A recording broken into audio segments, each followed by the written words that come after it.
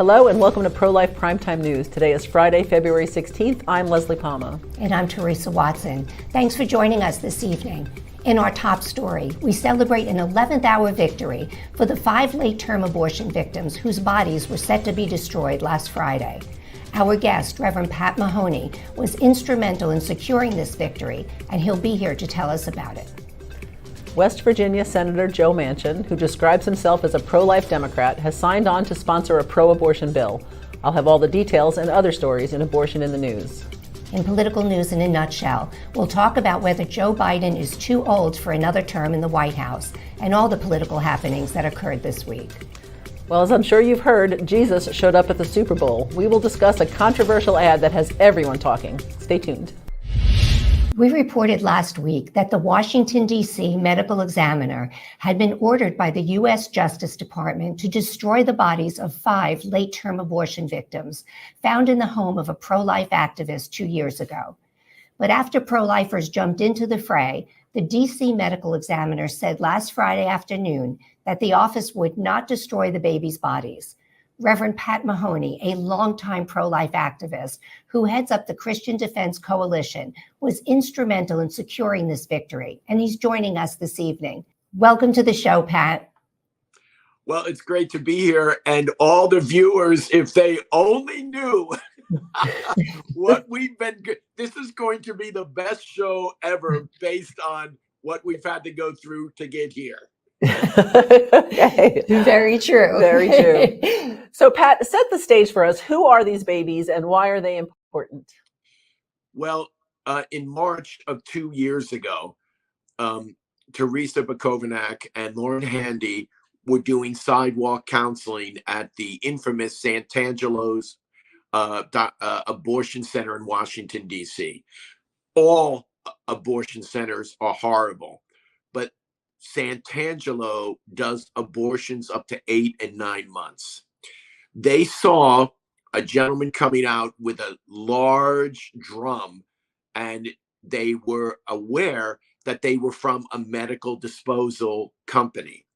So they actually talked with him, told him what was in the drum, and amazingly, the person gave it to Lauren and Teresa. When they got back home and opened it, it was shocking, horrifying, troubling. There were hundreds of aborted children in the drum, and 5 of them were extremely late-term abortion, 8 months or later. And it was clear looking at them that they were probably illegal partial birth abortions done, and perhaps even infanticide. So they had the 100 or so children buried by a Catholic priest, but then the medical examiner for Washington, D.C. came and took these 5 late-term aborted children almost 2 years ago. And there are videos out there. When you look at them, it breaks your heart. They're hard to look at because these are beautiful children on the cusp of being born who have been brutalized, potentially through done and perhaps even infanticide. Infanticide, in other words, they were killed after they were born. So for the 100, a Catholic priest came and gave them a proper burial in a state where I won't mention. But then the D.C. medical examiner, the police came and took the 5 late-term aborted children.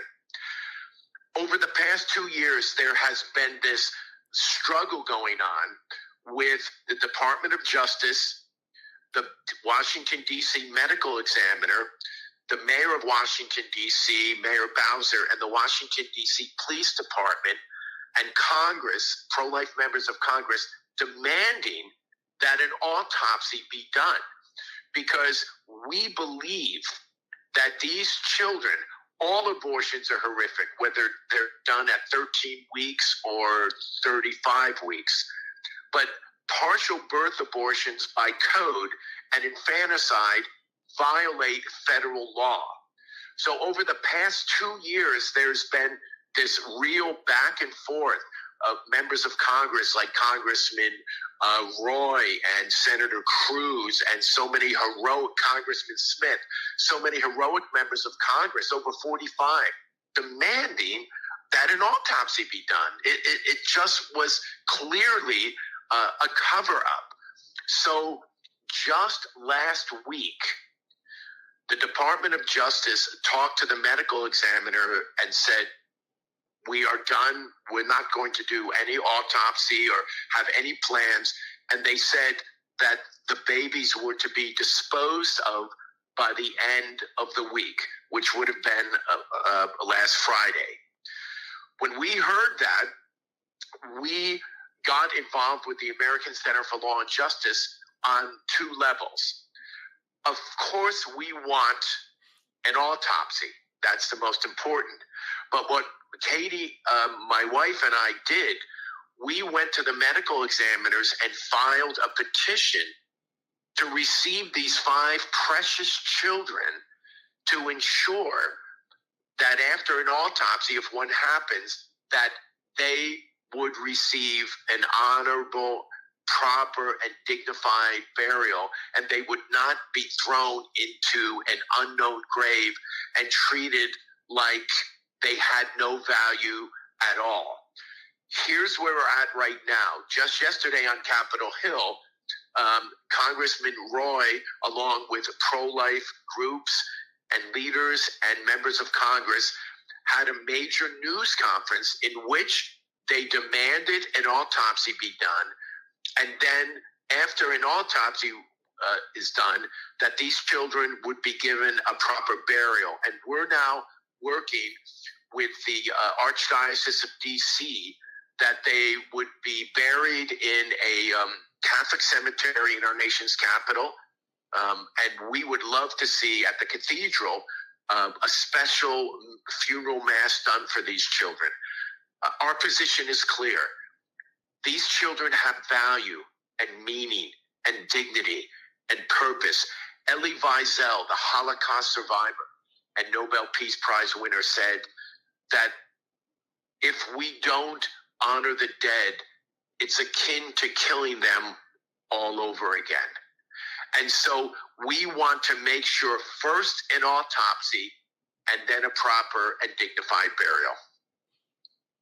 All right, so Pat, you mentioned the Justice Department, but why is the federal government involved in this? Okay, so it's kind of interesting. DC is under the jurisdiction of Congress and the federal government. So let's say these children were found in New York State. Then it would be the governor and his attorney general overseeing it. But everything in Washington, D.C. is federal. So because of that, the Department of Justice makes all of the decisions. In other words, D.C. doesn't have their prosecutors for crimes that are committed in the District of Columbia are prosecuted by the federal government because it's not a state. It's under federal jurisdiction. It's called home rule. So that's why the Biden Department of Justice, and we know how this administration feels about pro-life. And there is another major element to this case. Lauren Handy and 8 other heroic pro-life activists, Joan Andrews being one of them, are in prison in the D.C. area to be sentenced in May, facing 11 years in federal prison for doing a peaceful sit-in to try to intervene to save lives. But here's where the story, and some I think would even say conspiracy, gets a bit more intertwined. Part of Lauren's and Joan's defense was that they were intervening to prevent illegal acts. Because guess what? The sit-in that they did was at Santangelo's clinic, where they knew that partial births were going on by past investigative studies. So when Lauren, Joan, and the 7 others rescued and peacefully intervened there, part of their reason, a major part, was to expose criminal activity by Santangelo. An autopsy of these children would confirm that and help with their case. And their attorney, their legal group with Thomas More, believes that it could get an acquittal for them. So we believe the Biden administration is moving so quickly because they're not going to be sentenced until May, and they want all of the evidence gone by May. Wow. Wow. Well, Pat, this is really an incredible story. The federal government covering up for potential crimes committed by an abortionist. It's just really mind-boggling. And we want to thank you for your quick response and the success you've had in preserving the bodies of these precious babies. Thanks so much. Thank you so much. But what we want to say, and what was stressed at the news conference, it isn't over yet. So we don't know as of this week what the plans are. These aborted children are safe right now from being cremated, but we are still fighting, and Congress is still fighting to see what the final disposition will be for these children. And I would encourage all brothers and sisters to pray, to call their members of Congress, and we still have to be actively engaged in this. Absolutely. And you'll keep us posted, Pat? We will for sure. And God bless you. And thank you for the great work you guys are doing. All right. Thank you so much. Thanks for joining. Good night, Pat. Good night. God bless. U.S. Senator Joe Manchin, a West Virginia Democrat who describes himself as pro-life and often votes that way, has signed on as a sponsor of a pro-abortion bill called the Reproductive Freedom for All Act. The bill would prohibit states from passing laws that would pose an undue burden on mothers seeking to kill their babies pre-viability, while allowing such laws later in pregnancy, with exceptions for the life and health of the mother. It also would protect access to contraception and preserve conscience rights for healthcare workers who do not want to participate in abortion. While I will always consider myself pro-life, we cannot take away a woman's basic right to make her own healthcare decisions, Manchin said. The bill, he said, would reinstate the fundamental protections women held for 5 decades and neither expand nor restricts what had been the law of the land. The bill also has the support of pro-abortion Republican Senators Lisa Murkowski of Alaska and Susan Collins from Maine. Maryland is one of the most abortion-friendly states in the nation, and now Governor Wes Moore has pledged to spend $15.6 million in taxpayer funding to guarantee the state remains a, quote, safe haven for reproductive care. The University of Maryland, Baltimore will be awarded $10.6 million in grant funding to administer the state's abortion care clinical training program to increase the number and ethnic diversity of abortion workers. Planned Parenthood and the National Abortion Federation will receive funding under this program. Moore wants to spend another $5 million to increase Medicaid reimbursement rates for abortion sellers. That portion of the scheme requires approval from the state's House and Senate. The Speaker of the Virginia House of Delegates allowed a vote on a pro-life bill whose sponsor had asked for the measure to be removed from the docket. The bill called for public funding to be cut off to abortion businesses and hospitals that perform abortion, without the usual exceptions for rape, incest, and life of the mother. The Republicans who backed the measure wanted to amend it to add the exceptions, but Democrats blocked that effort, and Speaker Don Scott brought the unamended version to the floor, where it was voted down 95-1, with all Republicans except one voting against it. Observers say the political maneuver was an effort to embarrass Republicans.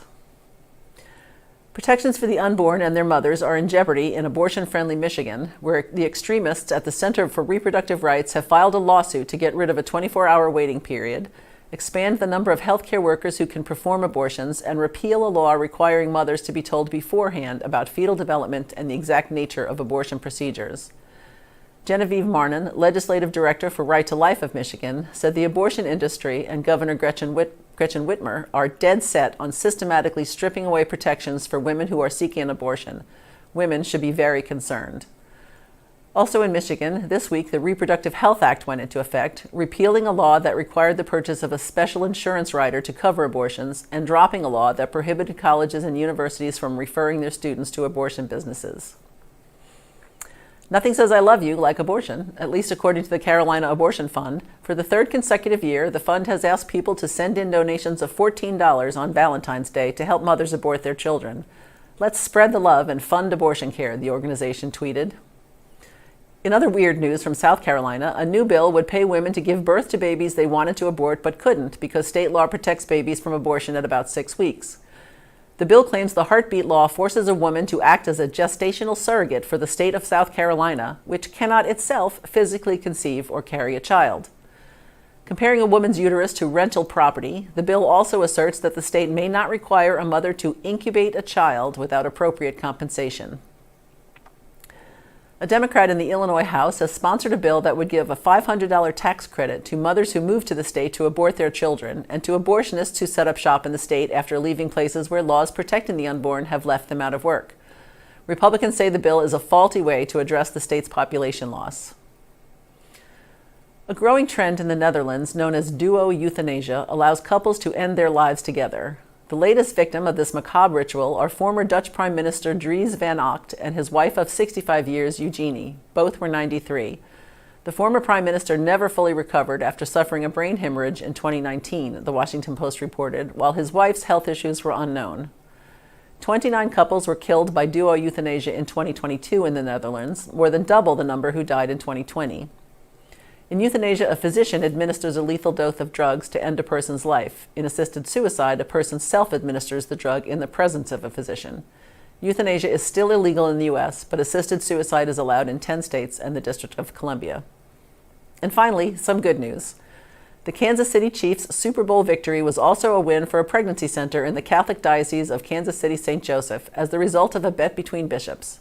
If the 49ers had won, Bishop James Johnston of Kansas City St. Joseph promised to send San Francisco Archbishop Salvatore Cordileone a gift pack from the American Jazz Museum and a donation to support a pregnancy care center in the winning diocese. But the Chiefs won, putting the Archbishop on the hook for a case of rice-a-roni and a donation to a Kansas City pregnancy care center of Bishop Johnston's choice. And that's Abortion in the News. According to an overwhelming majority of those surveyed in a new ABC poll, President Joe Biden is too old for another term in the White House. Released Sunday after being conducted February 9th and 10th, immediately following a report from special counsel Robert Hur that described Biden as, quote, a well-meaning elderly man with a poor memory. The poll revealed that 86% of Americans think Biden, who is 81, is too old to serve another term. It's the latest blow to the Biden campaign, which has been working feverishly to dispel the notion that Biden does not have the capacity to effectively serve out another term after Hur's report provided a withering assessment of the president's mental acuity. Hur was assigned to investigate Biden's possible mishandling of classified documents last year after the president discovered the documents in his home and former office. Investigators found insufficient evidence to charge Biden for mishandling classified documents during his time as vice president, but wrote his memory appeared to have significant limitations and that he did not remember even within several years when his son Beau died in 2015. Biden could not remember when he was vice president or the details of a debate about sending additional troops to Afghanistan.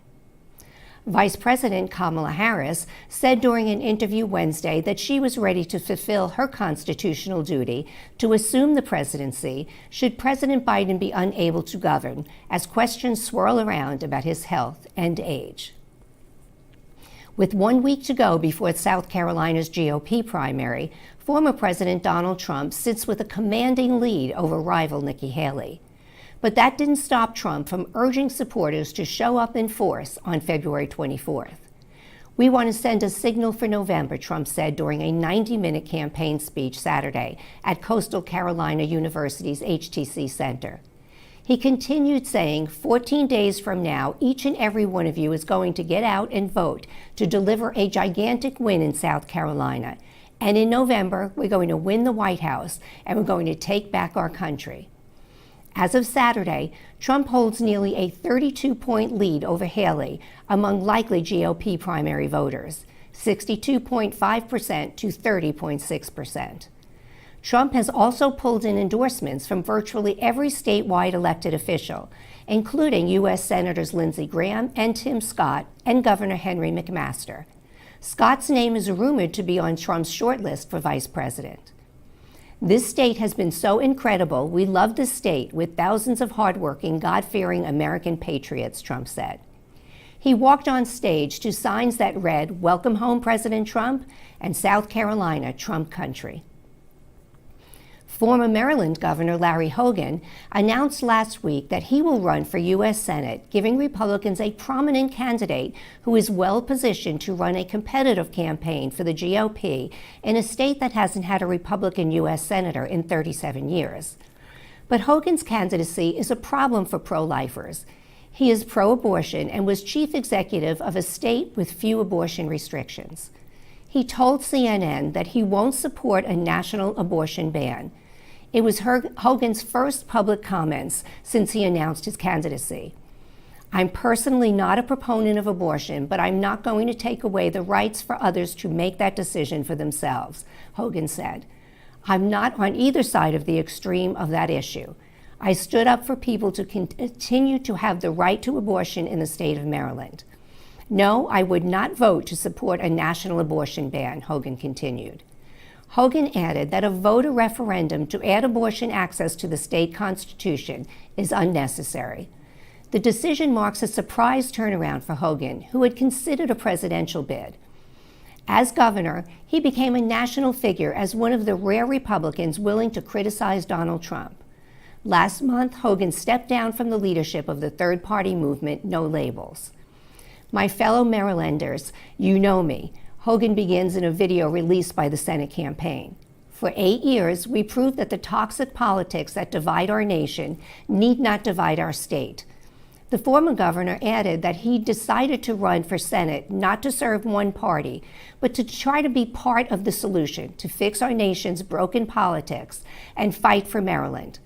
"That's what I did as your governor, and it's exactly how I'll serve you in the United States Senate," Hogan said.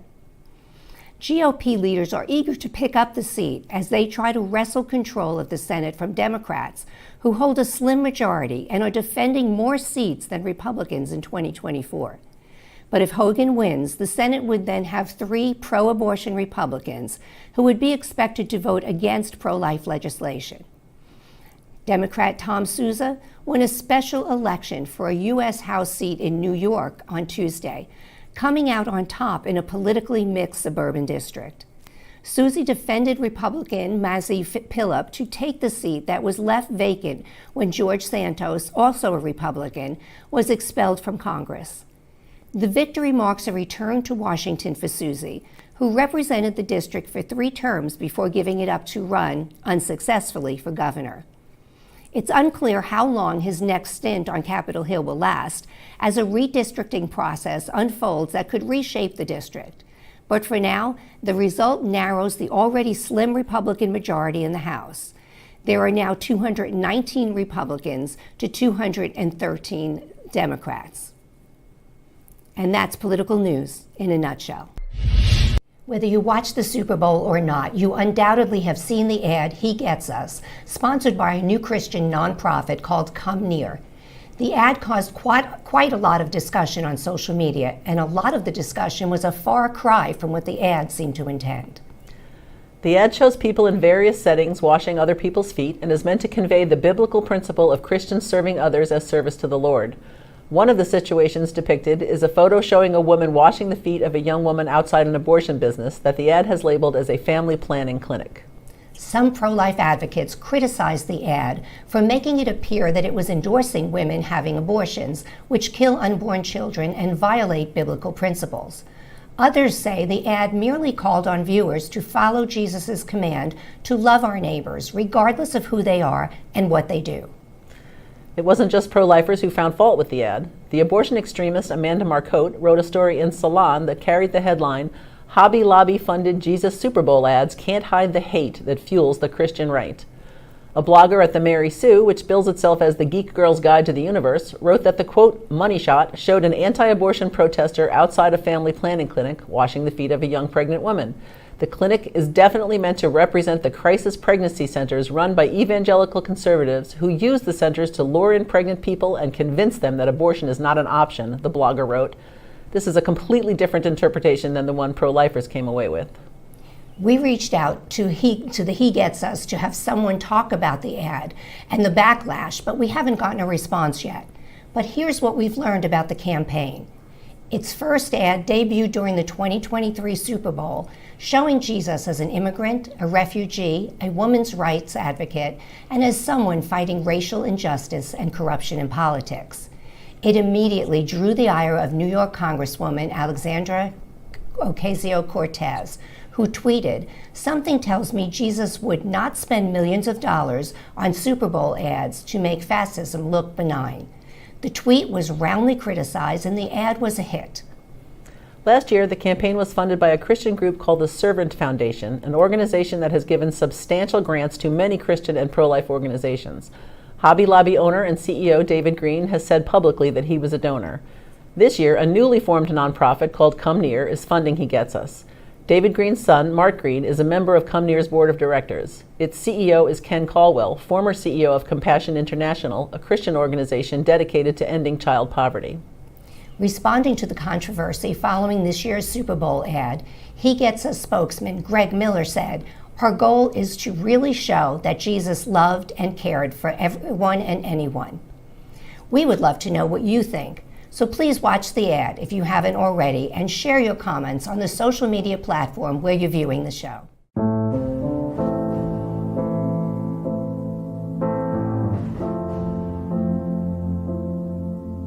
Don't ask me what you know is true. Don't have to tell you I love your precious heart.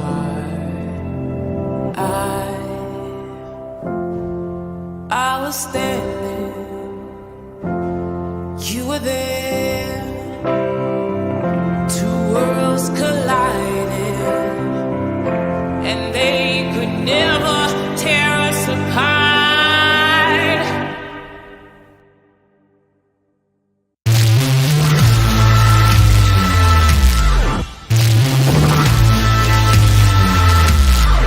We can live for 1,000 years. Thank you so much for joining us on Pro-Life Primetime News, produced at Priest for Life headquarters in Titusville, Florida. If you like our show, please support us by making a donation to prolifegift.org. These donations help fund all of our work here at Priest for Life, which enables us to continue educating, equipping, and activating God's people to end abortion. For all your pro-life news updates during the week, please follow us on X, formerly known as Twitter, at Pro-Life News Show. I'm Teresa Watson, Executive Manager. I'm Leslie Palma, Communications Director. Remember, life is the only choice.